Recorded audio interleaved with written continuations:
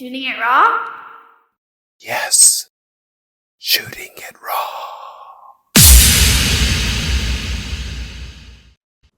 Okay. So this is a black and white photo It is. of a. It's a photo of a photo. It looks like a kind of car. I'm not good with cars. I have no. It's probably a 1960s built cars, 50s, 60s. The plate I can't see. Maybe it's a Quebec plate. Maybe it's an Ontario plate. It's on a dirt road, packed ground. In the background, you can see pines. So I'm thinking it's probably in the north of some kind of Canadian, not yet in the way north into the tundra, but where it's all pines. It's a gray sky.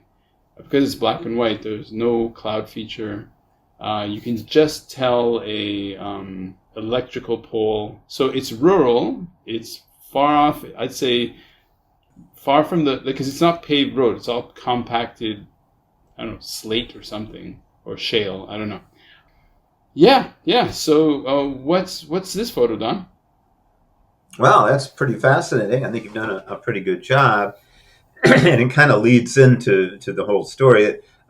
It was taken in 1970 or 71. Uh-huh. It was when my wife and I had first gotten our first teaching positions in a very remote fishing community in Newfoundland. Oh, okay.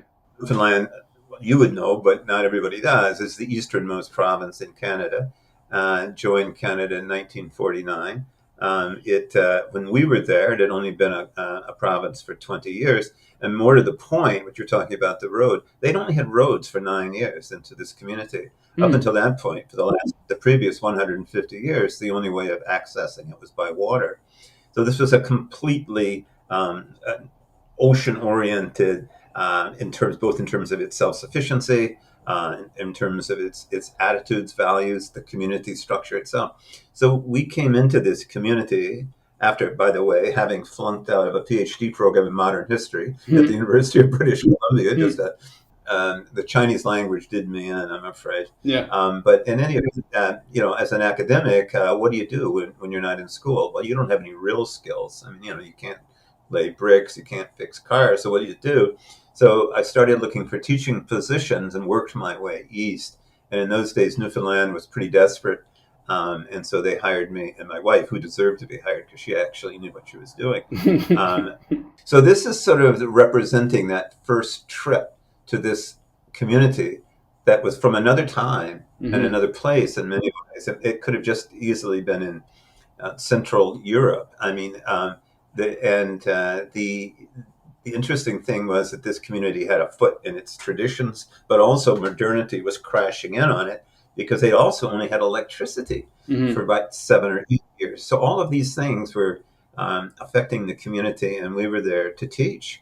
And interestingly enough, and not surprisingly, education had not been valued in the community because what you needed to know to survive, that you learned from your father, your mother, your relatives, how to build boats, how to set fish traps, how to kill and skin seals in the winter. Those were the survival skills that you learned, and really academics were irrelevant immaterial to the lifestyle. But this is changing really rapidly.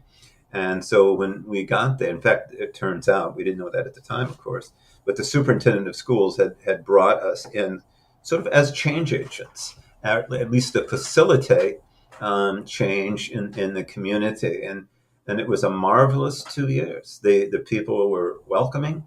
The kids were amazingly open to ideas. I had no idea really how to teach. And so I was wise enough to listen to them. And we tried, and the things that worked, we kept. And the things that didn't, we got rid of. And so we did. But because there were so few materials there, I learned to use local resources. So we used the local cemeteries for history. Oh, wow. Yeah. And to find out attitudes, public attitudes, we developed questionnaires that we distributed to the community. And one of them, and of course, the students got to choose the questionnaires. And one of those was, do you think sex education should be taught in schools. That doesn't seem all that controversial, but this was 1970 in a remote Newfoundland community, and the school was a Salvation Army school. Okay. So there was a number of issues that sort of made it dicey. But when they proposed this as a serious question that they seriously wanted to know the community's opinion on, I had no choice. But I said, of course, go for it. And then, of course, they had to make good questions. They had to structure the questions. They had to go out and compile the information. But one interesting sidebar to that is that, because then the report was made public, to the community, because that's where it came. I had a call. My principal said, Don, the captain, the Salvation Army captain, would like to talk to you. Well, it turns out, I don't think I knew this at the time, his daughter was the one who had headed up this particular project on birth control.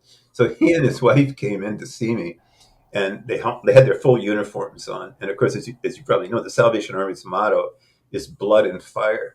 So I was like watching these, I was, oh man, what's going to happen now? But they were okay. But the first thing was, why did you assign this to them? I said, I didn't assign it to them. That was their choice.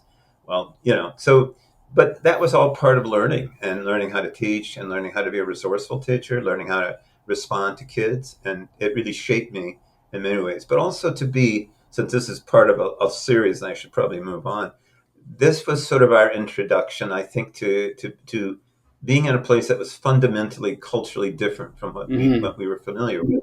And realizing that there's lots of ways of being in the world, and ours is only one of them, not necessarily the best. Right. The things we learned there in that community were remarkable.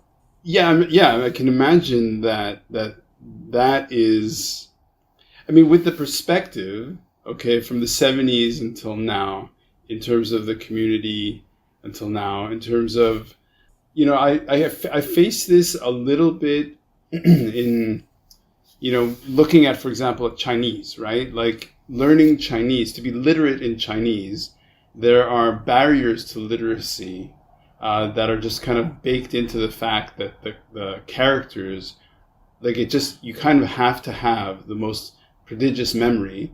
Yeah, just a thing that you train, right? But for example, when you were in this remote town, one of the interesting things, because you're an academic, and then so I think you're used to speaking. But if you could, like, what was the greatest barrier to learning? Like, what was the greatest barrier to learning that you faced, and how did you tackle that in a way that wasn't patronizing? Well, first of all, I think I went in with humility, and if I hadn't, that would have been a death knell. I didn't go in as an academic. I went in as someone who was genuinely fascinated and genuinely interested and committed to doing the best I could. But I didn't know what that really meant, because I never taught before. And oddly, probably the biggest initial problem was understanding the dialect. It's a very strong dialect in that part of Newfoundland. And I actually had one kid who we became quite good friends later, Gerald. And somebody would say something, and I'd look at Gerald, what did he say? And oh, geez. So he said, but I didn't go in there. I went in there with the idea of, okay, this is who I am, and this is my background. And I'm really excited to be here. But I'm going to tell you right now, I don't know a lot about teaching, but together we're going to have some enjoyable times. And they had come from a very traditional educational background, as you can imagine. That was utterly irrelevant to their lives, which is part of why nobody went to school. And so I understood enough to know, and I learned, and it was affirmed pretty quickly, that if I could make what was going on in the classroom enjoyable, relevant, and affirming, I was going to be pretty successful most of the time. And those kids, to affirm their culture by going to the graveyards and seeing what their histories were. Maybe there was a cluster of drowning deaths in 1873, and they would go talk to their grandparents because they didn't know. And it turns out that there was a winter storm that sank the schooner Maria Jane. And wow, what would that have been like? Or one I remember specifically said drowned while crossing the ice.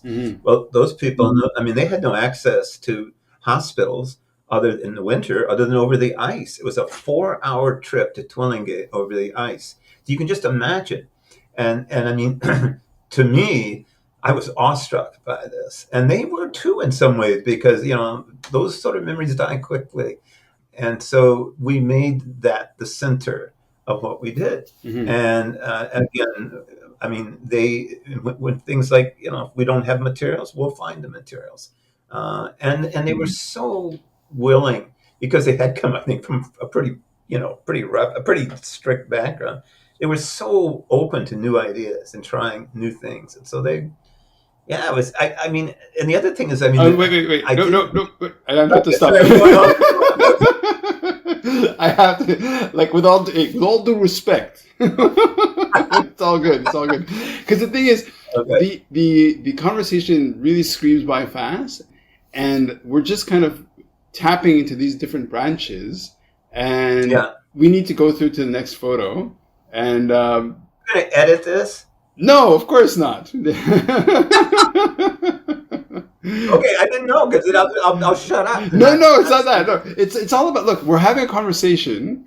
It's less of a lecture and more of an exchange. And so as we're speaking, behind you, it says Don Sawyer Books. So you've written some books. And so before we go on to the next photo, please, what's the title of your latest book?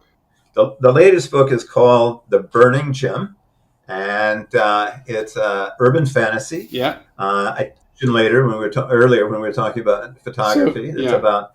I think it's an exciting book, but it also raises some issues about the kind of divisions that are tearing the world apart. Okay. And what we can do to maybe attack this. Right. And just because maybe it's my listening, my hearing, is it The Burning Gem, GEM, or? Yeah, like jewel. Yeah, got it. Okay. A sequel. It's called The Tunnels of Buddha, and that's where in Budapest. Oh, nice. Okay, we will get to there as well. So, is life really a gift? Really? Can you make every second count? That's the whole point of the podcast. So, if you like what you've seen and you're inspired, because that really is my mission, then please give it a like, subscribe, and share. Shooting it raw? Yes. Shooting it raw.